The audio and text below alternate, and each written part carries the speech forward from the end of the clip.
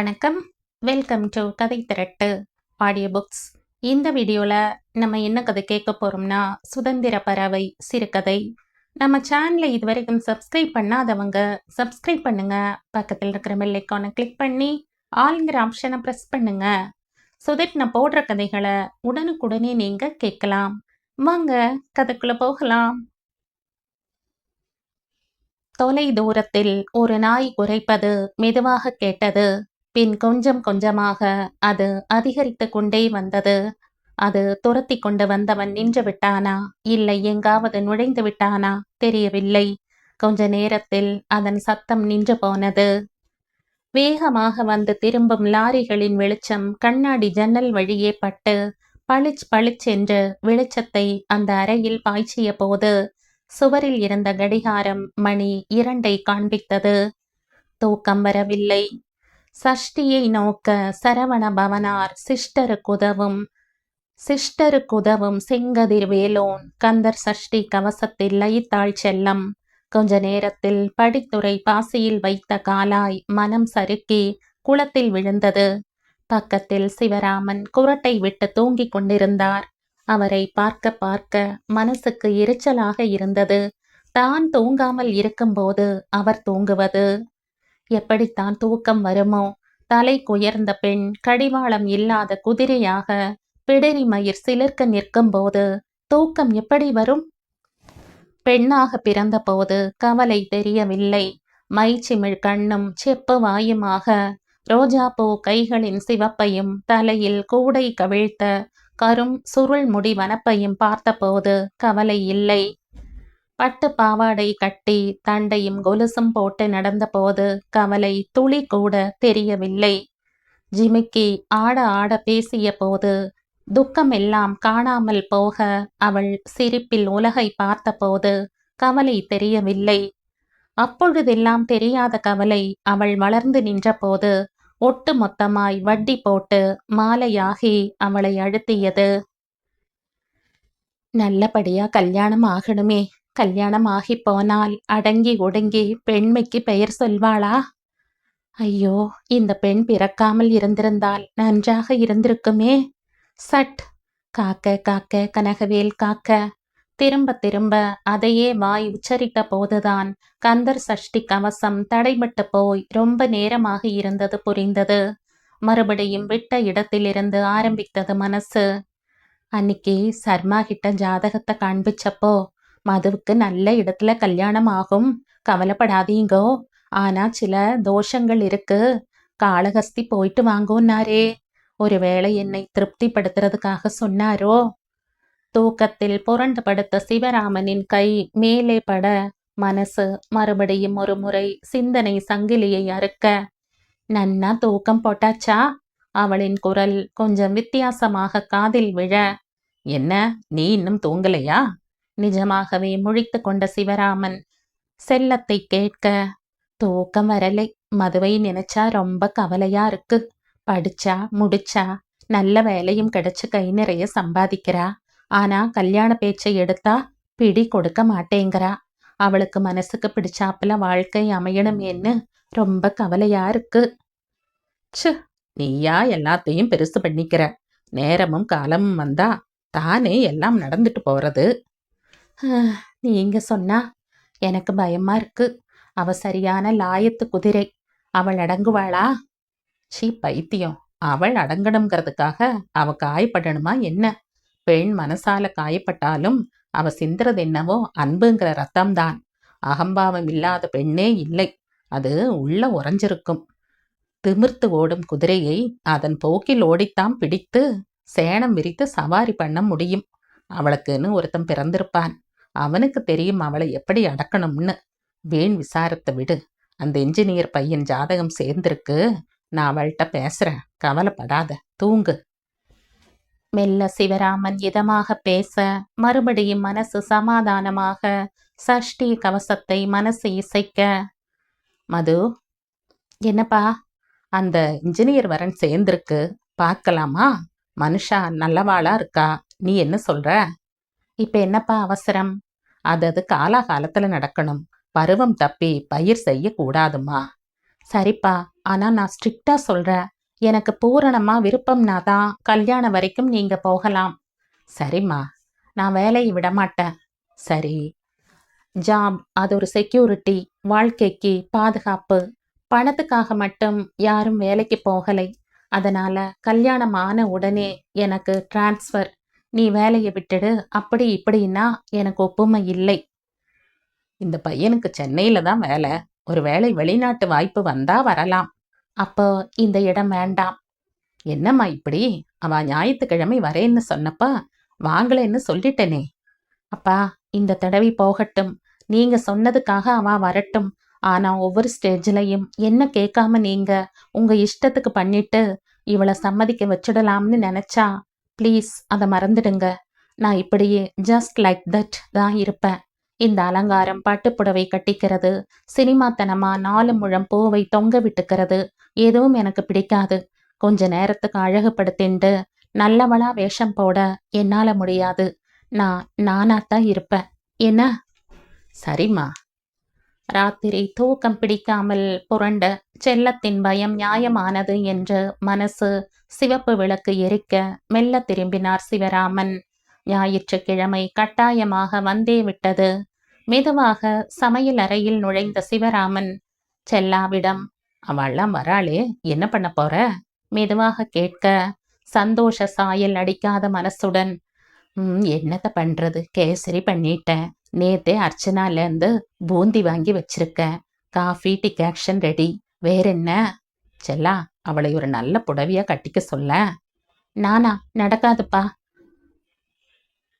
அவளுக்கு தெரியும் என்ன செய்துக்கணும்னு. ஏதோ நைட்டியில நிக்காம சுடிதார் போட்டுன்னு இருக்காளே, அது போதும். நான் எதுவும் சொல்ல மாட்டேன். பூனைக்கு மணிகட்ட தெம்பு இல்லாமல் அந்த எலிகள் சுற்றி சுற்றி வர வாசலில் கார் வந்து நிற்கும் ஓசை கேட்டது. வாங்கோ வாங்கோ.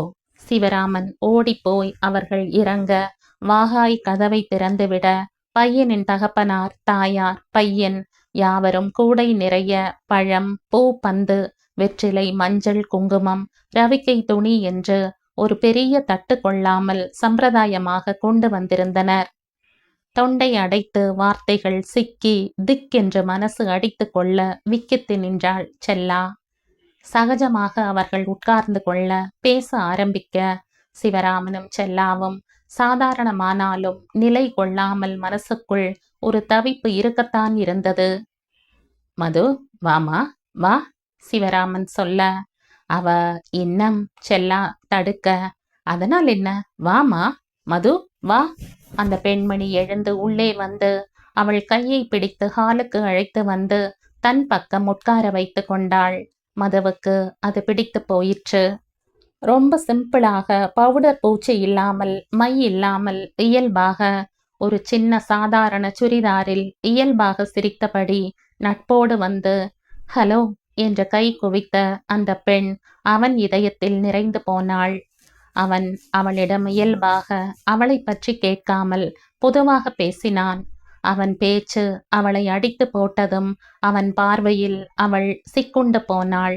அவனின் நாகரீகமான அணுகுமுறை அவனை அவள் நெஞ்சில் பதிய வைத்தது.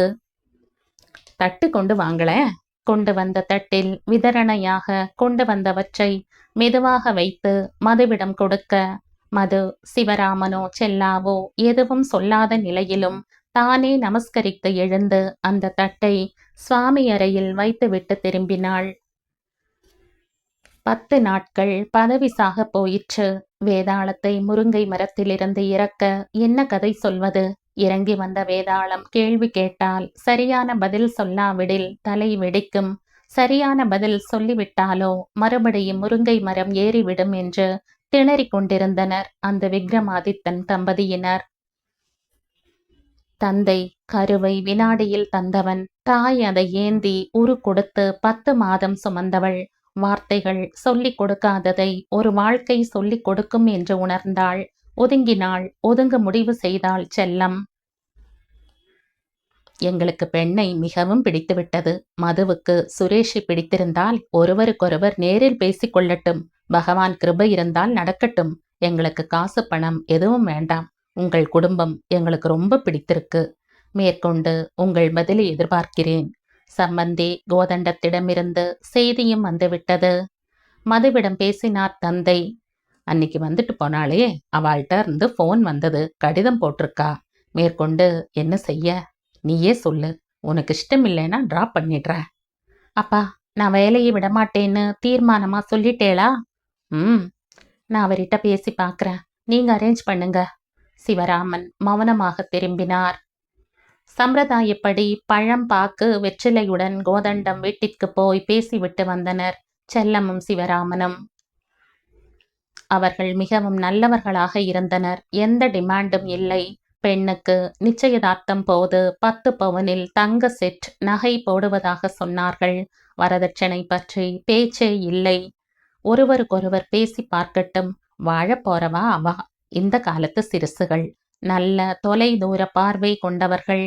பிரச்சனைகளை நன்றாக புரிந்து கொண்டு யோசனை செய்து அவர்களே முடிவு எடுக்கட்டுமே என்றார் மதுவின் தந்தை. மது சுரேஷை சந்திக்க தயாரானாள். ஒரு ஞாயிறு மாலை பீச்சில் சந்தித்தனர். உங்களிடம் மனசு விட்டு பேசலாமா? சின்னதாக அவள் கேட்க, ஷியோர் என்றான் அவன்.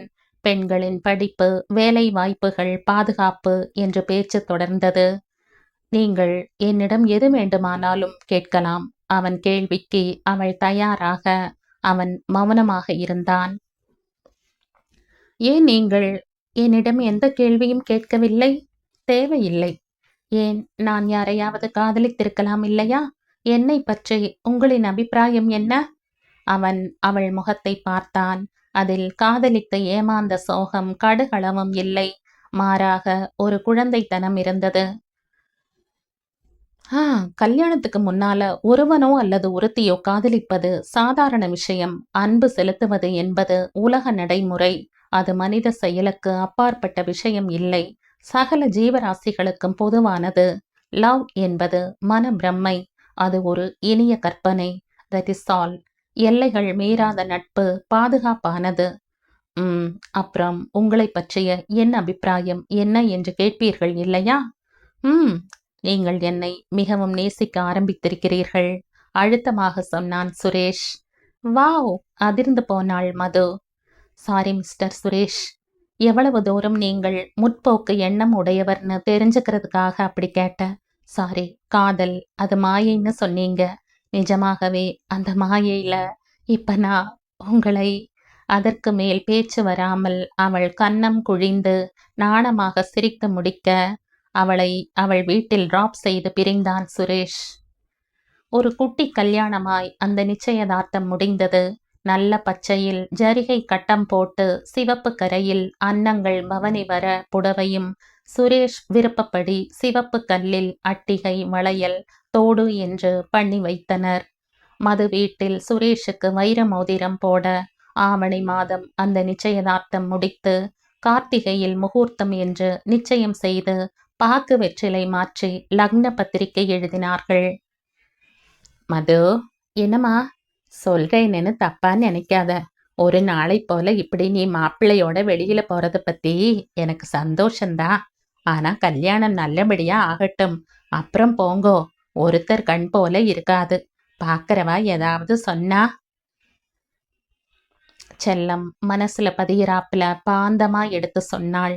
அதனால என்னம்மா தப்பு? எப்ப பாரு கட்டுப்பெட்டித்தனமா பேசுறதே உங்களுக்கு பொழப்பா போச்சு. என்னாச்சு இப்ப? அவ வீட்டுல இன்ஃபேக்ட் இப்படியெல்லாம் பேசுறதில்ல. சுரேஷ் கூப்பிட்டு நான் போகலைன்னா அவர் ஏதாவது தப்பா நினைச்சுக்க மாட்டாராமா? இது 20ஆம் நூற்றாண்டு, ஞாபகம் வச்சுக்கங்க. பட்டுன்னு பதில் வந்தது. மது, எந்த நூற்றாண்டா இருந்தா என்ன? கழுத்துல தாலி ஏறுற வரை ஜாக்கிரதையா இருக்கணும். மெல்ல சொல்லிவிட்டு போய்விட்டாள் செல்லம். இன்னும் கல்யாணத்துக்கு 15 நாள்தான் இருந்தது. சுரேஷுடன் தன் நெருங்கிய சிநேகிதிகளையும் சுரேஷின் சிநேகிதர்களையும் அழைத்துவிட்டு வந்து கொண்டிருந்த போதுதான் அது நடந்தது. வேகமாக வந்த லாரிக்கு வழிவிட்டு சுரேஷ் சற்று ஒதுங்க, அந்த திடீர் திருப்பத்தில் பேலன்ஸ் போன நிலையில் மது கீழே விழ வேகமாக வந்த ஆட்டோ சக்கரம் மதுவின் பாதத்தில் ஏறி சிதைக்க, வேகமாக ஓடிய அதிர்ஷ்ட சக்கரம் பட்டுன்னு நிற்க, அத்தனை காரியங்களும் ஸ்தம்பித்து போக, செல்லாவும் சிவராமனும் அப்படியே உறைந்து போனார்கள். கோதண்டராமனும் பட்டம்மாளும் துடித்து போயினர். சுரேஷுக்கும் நல்ல அடி. ஒரு வழியாக மருத்துவமனையில் இருந்து வீடு வந்து சேர்ந்தபோது கல்யாணத்துக்கு 3 நாட்கள் இருந்தன. மது அப்படியே உறைந்து போய்விட்டாள். கடவுளே என்று கூப்பிடாதவள், என்னை ஏன் இப்படி பண்ண? கடவுளே, நான் என்ன பாவம் செய்தேன்? என்னை என்ன பண்ண போறேன்னு கதறினாள். மற்ற நேரத்தில் பிரம்மை பிடித்தவளாய் பேசாமல் மௌனமாகிப் போனாள். கல்யாணம் நடக்குமா? எப்படி நடக்கும்? மது ஒரு முடிவுக்கு வந்தாள். சுரேஷை கூப்பிட்டு அனுப்பினாள். கல்யாணத்தை நிறுத்த சொன்னாள்.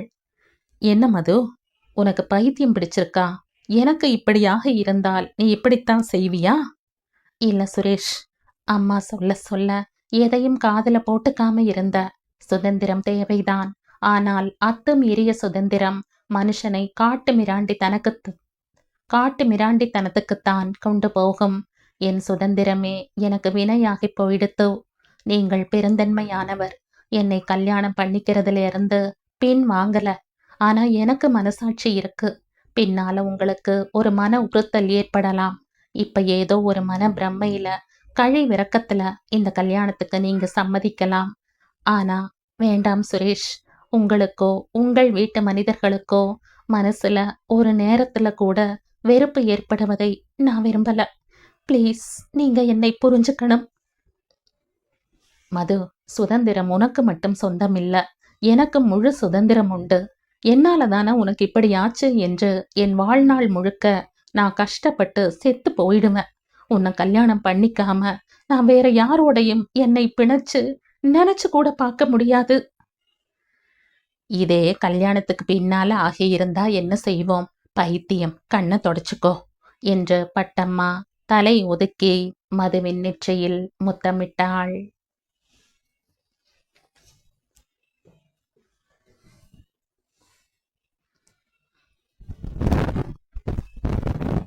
இதோடு இந்த கதை முடியுது. இந்த கதை உங்களுக்கு பிடிச்சிருந்தா லைக் பண்ணுங்க, ஷேர் பண்ணுங்க, சப்ஸ்கிரைப் பண்ணுங்க. மற்றும் ஒரு இன்ட்ரெஸ்டிங்கான கதையோட அடுத்த வீடியோல சந்திப்போம். பை. தேங்க்யூ.